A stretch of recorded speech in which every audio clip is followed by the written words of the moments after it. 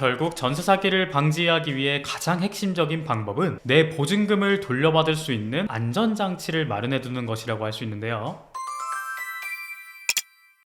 안녕하세요. 법무법인 고은의 윤민혁 변호사입니다. 이제 전세 사기라는 말 안 들어보신 분은 없겠죠? 전세 사기를 예방하기 위해 가장 좋은 방법은 등기부등본을 꼼꼼하게 살펴보고 위험한 매물을 사전에 거르는 것이겠지만, 등기부등본이 깨끗하다고 하더라도 전세 사기를 당하시는 경우가 왕왕 있습니다. 전세 사기를 방지하기 위해 가장 핵심적인 방법은 바로 임대차 계약서에 내 보증금을 돌려받을 수 있는 안전장치를 마련해 두는 것이라고 할 수 있는데요. 그러면 안전장치는 과연 무엇인지 한번 설명을 드려보도록 하겠습니다.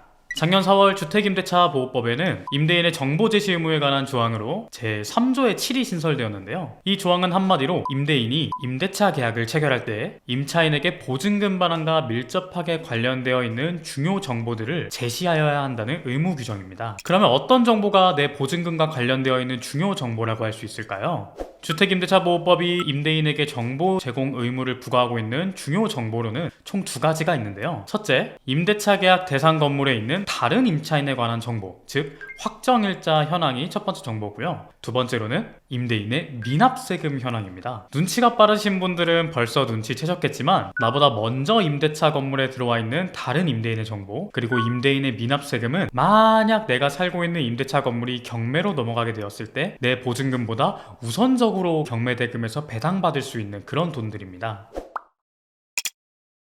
예를 들어 아파트나 다세대가 아닌 다가구 주택의 경우 하나의 주택으로 취급되는데요. 경매나 공매가 진행되면 그 낙찰대금은 다른 선순위 권리자 및 해당 주택을 임차하고 있는 전체 임차인의 우선순위를 따져서 그 순위에 따라 변제가 됩니다. 따라서 등기부상 나타나는 다른 권리자 외에 다른 임차인의 확정일자 등을 미리 확인해야 추후 해당 주택에 대한 경매 등이 진행되더라도 내 보증금을 선순위로 전액 변제받을 수 있는지 알 수 있게 되는 것입니다. 임대인의 지방세 체납 여부도 마찬가지의 메커니즘입니다. 현행법은 지방세의 우선 징수 규정을 두어서 지방세는 임차 보증금보다 우선 변제받도록 규정하고 있는데요. 따라서 임대인의 미납세금까지 임차인이 알고 있어야 경매로 가더라도 보증금을 전액 돌려받을 수 있는지 정확하게 계산을 할 수가 있는 것이죠.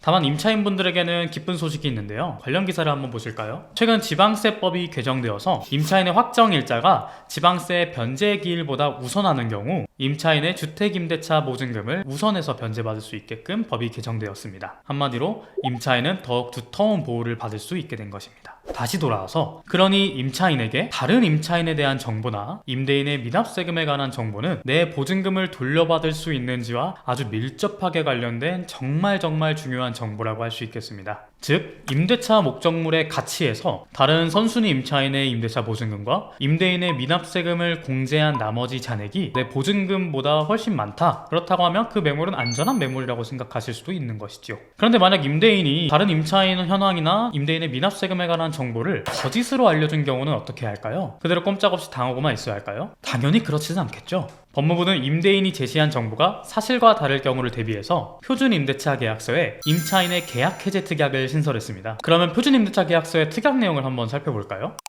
이 중에서 세 번째 특약이 제가 방금 말씀드린 내용인데요. 임대차 계약을 체결한 임차인은 임대차 계약 체결 시를 기준으로 임대인이 사전에 고지하지 않은 선순위 임대차 정보가 있거나 미납 또는 체납한 국세 지방세가 땡땡원을 초과하는 것을 확인한 경우 임대차 기간이 시작하는 날까지 제5조에도 불구하고 계약금 등의 명목으로 임대인에게 교부한 금전 기타 물건을 포기하지 않고 임대차 계약을 해지할 수 있다.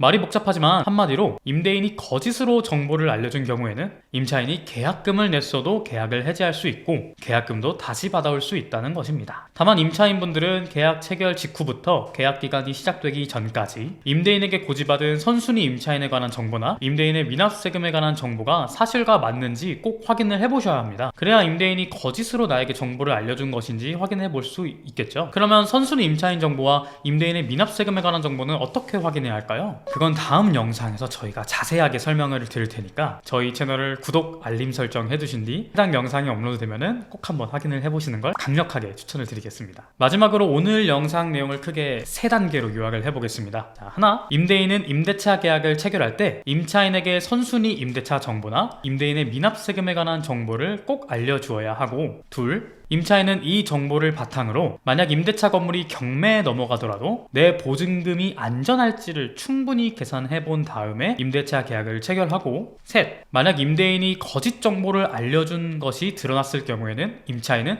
그 계약을 해지할 수 있다라는 것이 오늘 영상의 핵심입니다. 마지막으로 다시 말씀드리면 전세 사기를 방지하는 것에서 가장 중요한 핵심은 결국 내 보증금을 무사히 돌려받을 수 있는 것에 달려 있는데요. 따라서 임대차 계약을 체결하려고 하시는 하시는 분들이라면 제가 오늘 설명드린 내용을 꼭 숙지하시고 이 내용대로 임대차 계약서가 잘 작성되어 있는지를 꼼꼼하게 확인해 보실 것을 권해드립니다. 다음 영상을 통해 더 알찬 내용으로 돌아오도록 하겠습니다. 지금까지 법무법인 고은의 윤민혁 변호사였습니다. 감사합니다.